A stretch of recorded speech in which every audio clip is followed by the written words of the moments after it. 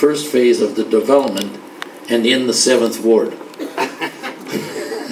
Well, since I like both of these people so much, we redesigned the whole damn project, and we're doing a 70,000 square foot store with 35,000 square feet in the 7th Ward and 35 in the 10th. I'm only joking. I think either alderman would be delighted in either position of the grocer, as long as that grocer is the attraction that we need to get the other retailers. And if we get that going, I don't think either of these aldermen care where that grocer chooses to go. Because remember, it'll be like me tugging with the 800-pound gorilla, and I know who wins is the 800-pound gorilla, and that's the grocer. They'll tell me where they want to go.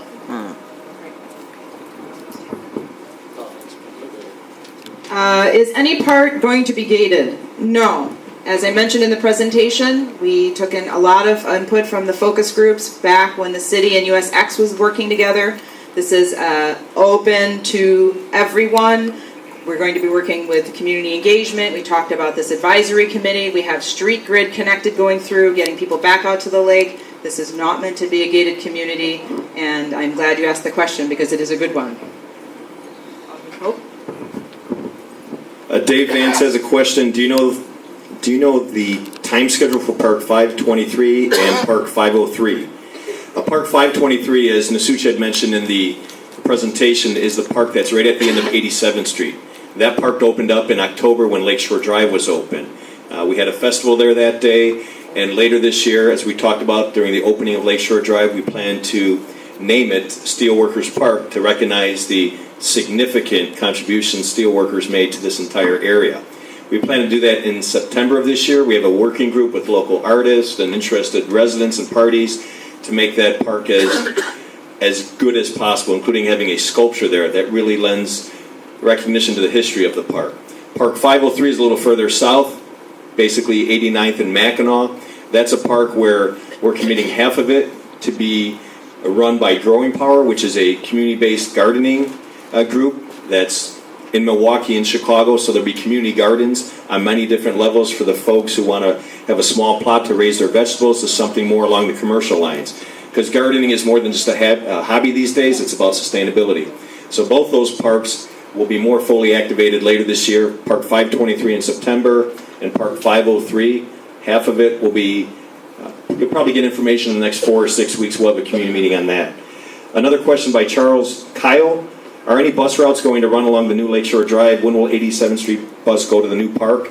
We're really recognizing or waiting to see what the demand for that is. Certainly, we all know that all agencies, all individuals, families are strapped for money, so there's no reason to run a bus if 1 or 2 people are taking that.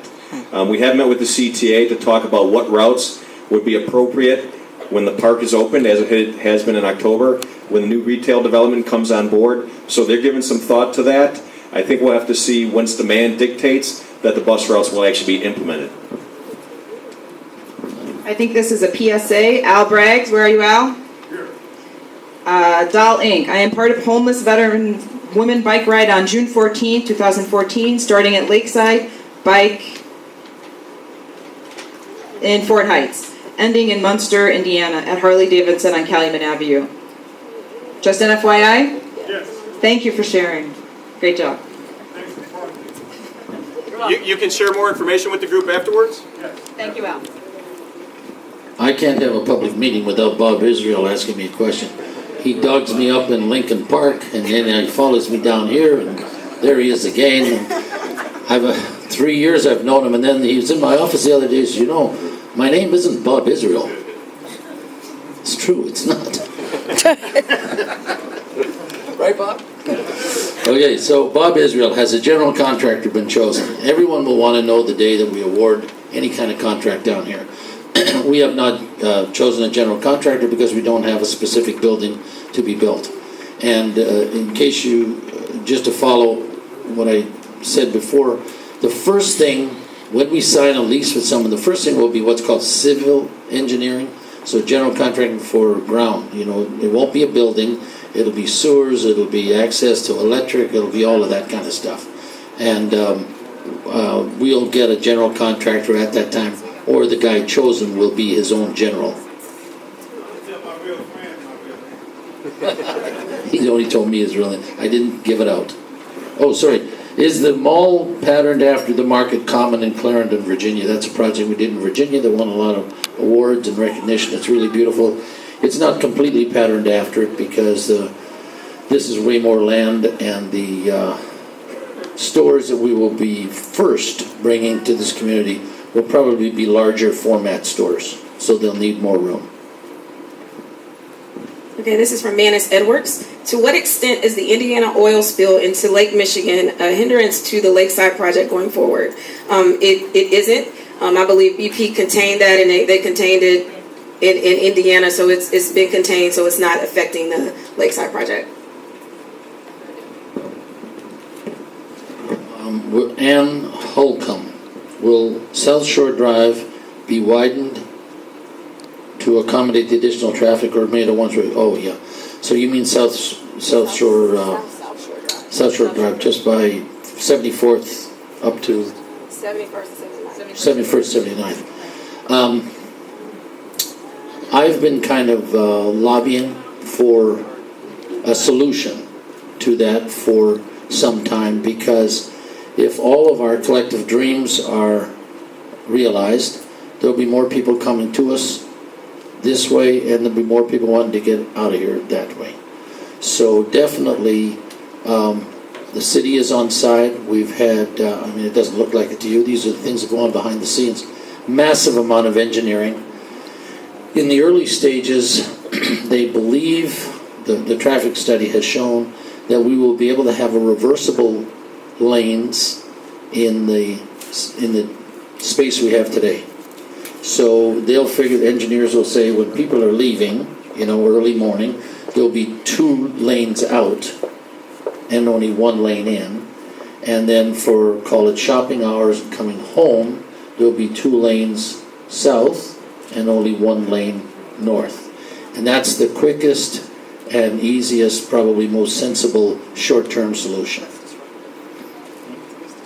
Yeah, and the least disruptive for sure.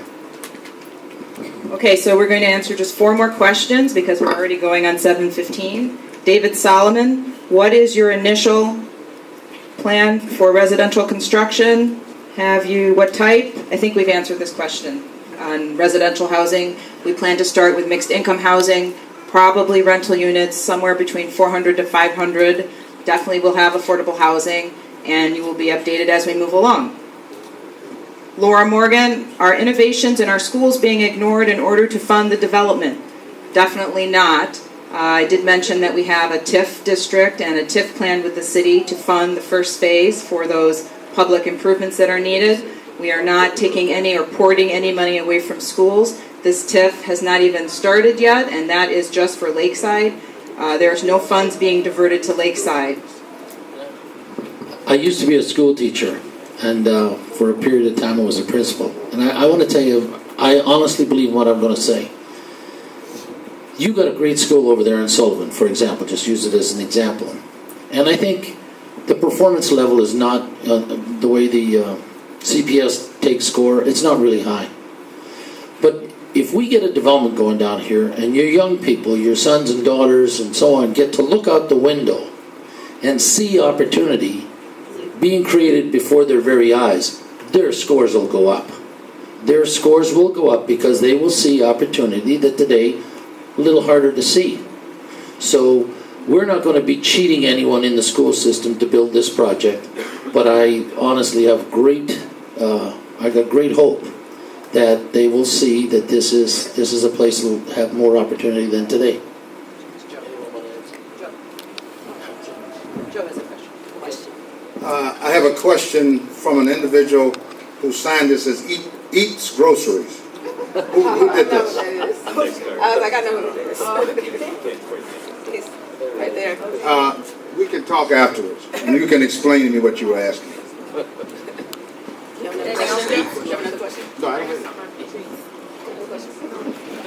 Okay, so we went through the stack. A lot of the questions were the same, so we wanted to make sure every single topic was answered. Thank you very much. If you have additional questions, we'll stay behind a few more minutes. Not many, but a few. And you have our website. We have a Facebook page. We make weekly posts on Facebook. If you don't like Facebook, our website, we do also post there news about the project and kind of the bigger things we're doing. You see who we are, Dan and myself. Thank you, Alderman Pope. Thank you, Alderman Holmes. Thank you, Joe. Go Obama Library, Lakeside. We do need that support. And thank you for coming tonight. Thank you for coming.